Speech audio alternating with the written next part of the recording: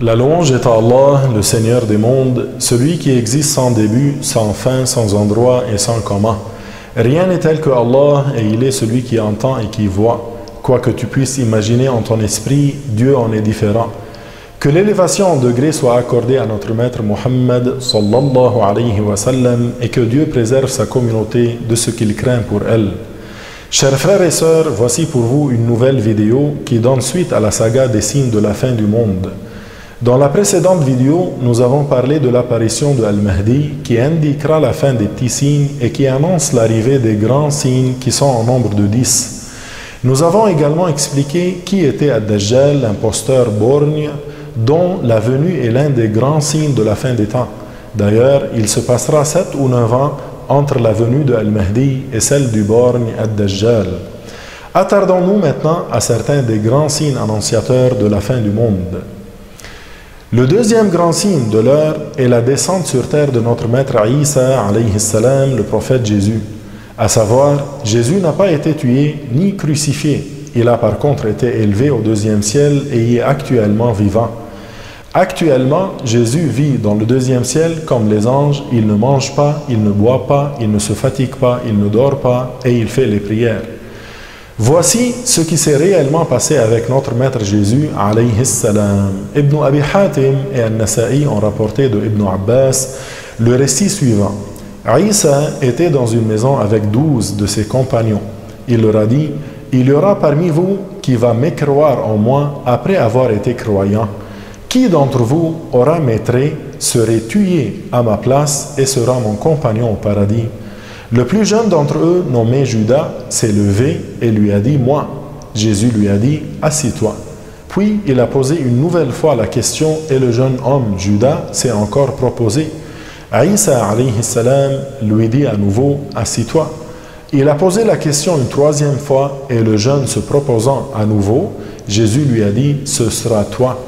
Ainsi, Dieu donna à ce jeune homme, Judas, l'apparence de Isa, Jésus, tandis que notre maître Jésus fut élevé au ciel à partir d'une ouverture dans le toit, anciennement un genre de fenêtre élevé au coin de la maison. C'est donc le jeune homme Judas qui a été pris pour Jésus, qui a été tué, accroché à un poteau, c'est-à-dire crucifié par les fils d'Israël, les Juifs. Notre maître Jésus est depuis ce temps-là dans les cieux avec les anges, et sa descente sur terre est le second signe de la fin des temps. Sa descente du ciel est confirmée par des hadiths sûrs. Le messager d'Allah a dit ce qui signifie « Il n'y a pas entre lui et moi de prophète, et il va certes descendre. Lorsque vous le verrez, vous le reconnaîtrez. Un homme de taille moyenne, d'un teint blanc teinté de rouge. C'est comme si ses cheveux ruisselaient d'eau. Allah fait que dans son époque, toutes les communautés autres que la communauté de l'islam seront anéanties. Ce sera lui qui tuera l'imposteur borgne. Il restera 40 ans sur terre, ensuite il mourra et les musulmans accompliront la prière funéraire en sa faveur. Que l'élévation en degré lui soit accordée. Il a été rapporté que quand Jésus descendra du ciel, il aura ses mains posées sur les ailes de 2 anges. Il descendra auprès d'une tour blanche à l'est de Damas, en Syrie, tout comme l'a mentionné le messager d'Allah, Muhammad, bien qu'à cette époque, cette tour blanche n'existait pas encore. Elle existe aujourd'hui, telle que l'a décrite le messager d'Allah, Muhammad, sallallahu alayhi wa sallam. Quand Jésus reviendra, il rencontrera Al-Mahdi dans les pays de Hacham qui regroupent la Syrie, le Liban, la Jordanie et la Palestine. Notre maître Jésus se joindra au Mahdi qui s'apprêtera alors à accomplir une prière avec les croyants.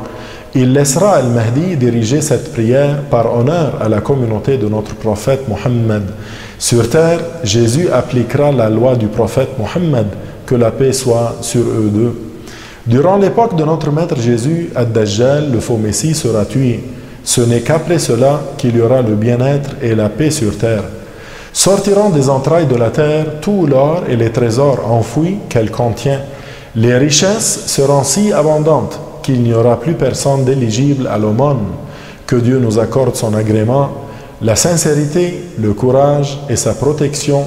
Dans le prochain vidéo, Inch'Allah, nous mentionnerons plus de détails et parlerons du troisième grand signe de la fin du monde, qui est la sortie du peuple de Gog et Magog, Ya'juj et Ma'juj, Qui sont-ils? Que feront-ils? Quand apparaîtront-ils et où? Alors soyez des nôtres et à la prochaine.